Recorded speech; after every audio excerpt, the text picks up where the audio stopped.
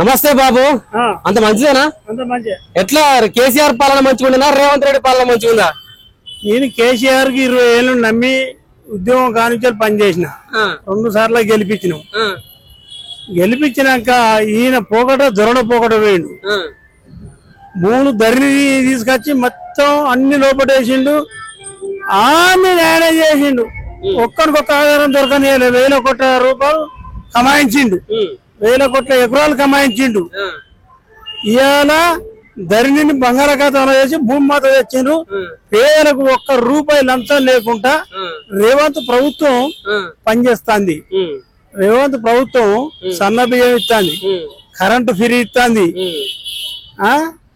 పోతే ఆర్టీసీ ఉచిత bus, gas ఇవన్నీ ఇస్తుంది. సన్న వడ్లకు 500 బోనస్ ఇస్తుంది. 2 లక్షల రుణమాఫీ ఇంకా కొన్ని రాలేదు. ఆయన ఇంకా కొన్ని కాలేదు, కొన్ని అయినాయి. అయితే ఈ కేసీఆర్ 1,00,000 రూపాయలు మాపని చివరి దాకా చూతా 5,000, 10,000, 20,000. నాకు అసలు 1,00,000 రూపాయలు ఉంటే 1,00,000 మాపే కాలే. వానికి 20,000 చేసి పెట్టిన వానికి 1,00,000 రూపాయలు రుణమాఫీ చూతా కాలే.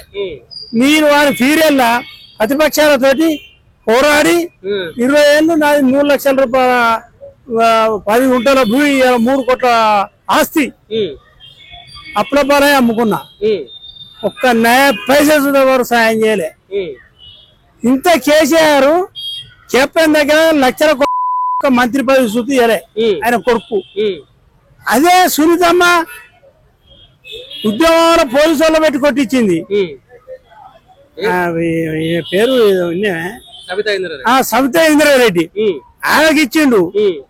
అడ్డం పొడుగు ఇంటివి దయాకర్ రావుకి ఇచ్చిండు. అంటే ఎన్ని కోట్లు బడివే నీ సీనియర్లు ఉన్నారు. ఇలా ఎంతో మంది కష్టపడ్డోళ్ళు ఉన్నారు. వాళ్ళందరూ పక్క వెళ్ళి ఎందుకు వాళ్ళకి ఇచ్చినారు? ఒక్కటి శ్రీకాంతాచారి తల్లి నిలబెట్టిన ధనికుల మీద ఒక్క ఎమ్మెల్సీ ఇచ్చి 1 మంత్రి పదవి ఇస్తే నీ అయ్యమ్మ కొడుకు తెచ్చి ఇంటింటి దింపినావు. చివరికి ఓడిపోతే చూస్తే గింత సాయం సుతా చేయలే నాకు. అరే నీ ఏం మునిగిపోయిందిరా? ఒక్క శ్రీకాంతాచారి తల్లికి ఇస్తే 4 కోట్ల ప్రజలు సంతోషపడేటోళ్ళు.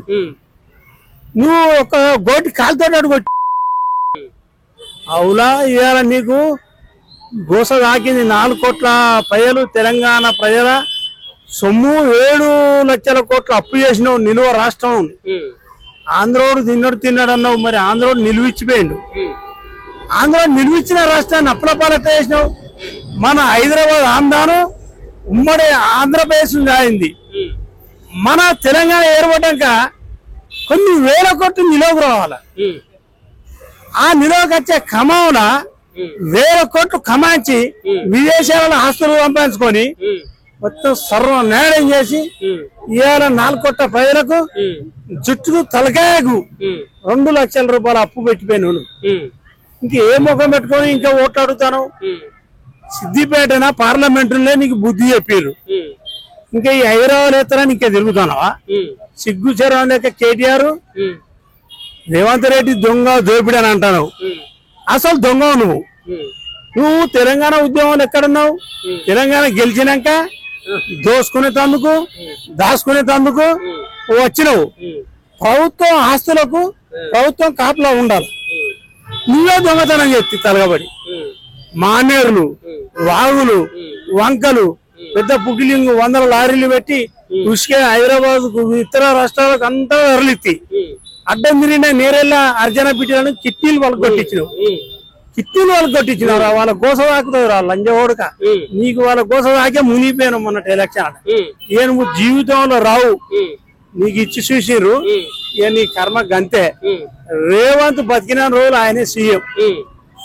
ఆయన చచ్చిపోతే చెప్పాం కానీ బతికిన రోజులు ఆయనే సీఎం. అంటే కేటీఆర్ ఏం మాట్లాడుతున్నాడు అంటే ఇది ప్రజాపాలన కాదు, ప్రజా వైఫల్య పాలన, ప్రజలందరూ చీకొడుతున్నారు కాంగ్రెస్ పార్టీని, మళ్ళా కేసీఆర్ అత్తడు ఇంకొక 500 రోజులలో అని చెప్పేసి అన్నాడు. అని ఉత్తి దంపుడు మాటలు ఈ ప్రజలు నమ్మే కొరకు మాట్లాడుతాడు. ఏ పసలేదు నీకు. నీ సిద్దిపేటలో మీ అయ్యా నీ బావ 20 ఏళ్ళు గెలిచిన సిద్దిపేటలనే పార్లమెంట్ లో ఇంటికి పంపారు. నువ్వు కలెక్టర్ కు పెట్టి నువ్వు దోసుకున్నావు, ఆ కలెక్టర్ దోసుకున్నాడు. పార్లమెంట్ పోతామని నిలబెట్టినావు. నీకు సిగ్గు శరం రావాలి. అక్కడ సిద్దిపేట ప్రజలే బుద్ధి చెప్పారు. ఇప్పుడు జూబ్లీహిల్స్ ప్రజలతో బుద్ధి చెప్తారు. ఇక్కడ జూబ్లీహిల్స్ ఈ పట్టణంలో ఉండే వాళ్ళు, చదువుకున్న వాళ్ళు, విద్యామంతులు, బుద్ధిమంతులు, మేధావులు, ఉద్యోగం చేసేటోళ్ళు, బిజినెస్ చేసేటోళ్ళు, మీరు సరైన తీర్పు టిఆర్ఎస్ కు బీజేపీకి ఇవ్వాలా. ఇస్తేనే ఈ రాష్ట్రానికి మీరొక సూచన చేసిన వాళ్ళు అవుతారు. లేకపోతే ఈ డబ్బులకో దానికో దీనికో ఆశపడి వేస్తే మన ఇక్కడ ప్రజలు లెక్క రారు. ఇది వాడిని ఓడగొడితేనే ఇక్కడ లెక్కకు వచ్చినట్టు. ఈ మేధావులు కరెక్ట్ అయిన సమాధానం కేసీఆర్ కి ఇచ్చారు. అంటే ఇక్కడ నవీన్ యాదవ్ బీసీ బిడ్డ కదా, నవీన్ యాదవ్ బీసీ బిడ్డ, ఒక బీసీ బిడ్డకు టికెట్ ఇస్తే ఎందుకు ఆయన పైన ఆరోపణలు మస్తు వస్తున్నాయి, నవీన్ యాదవ్ అట్లా, నవీన్ యాదవ్ ఇట్లా అని చెప్పేసి మాట్లాడుతున్నారు. మరి నిజమైన నవీన్ యాదవ్ అసంటోడేనా? ఇప్పుడు ఈ నవీన్ యాదవ్ కొరకు నేను ఇప్పుడే మహిళలను తెలుసుకున్నా. రాజకీయం లేక ముందుకే మస్తు పోరాటం చేసి అందరినీ ఆదుకున్నాడట. ఆ మహిళలే చెప్తారు. ఇవాళ నువ్వు ఏదో వ్యతిరేకంగా నువ్వు మాట్లాడంగానే నీకు నువ్వే మాట్లాడుకుంటే అయిపోతుందా? ఆ జనం అనేది ఈ 11 తారీఖు నాడు తీర్పిస్తుంది. నీకు బుద్ధి చెప్పుద్ది. నువ్వు ఈ రేస్ కారులో నువ్వు జైల్లో పోతావు. కాళేశ్వరం అంటే నీ అయ్యను నీ బావ అల్లా పోతారు, తప్పగా పోతారు. ఈ పార్టీ భూతాబ్దం అయిపోతుంది. మరి అంటే ఇప్పుడు నెక్స్ట్ సీఎం ఎవరైతారు? మళ్ళా రేవంత్ అవుతాడు. రేవంత్ తప్ప ఇంకెవడు రాడు. మన 70 ఏళ్ల స్వతంత్రంలో అందరు చేశారు ముఖ్యమంత్రులు. ఇప్పుడు ఎన్టీ రామారావుని యాద్ చేసుకుంటాను. ఆయన వచ్చింది పేదల పనిచేసింది.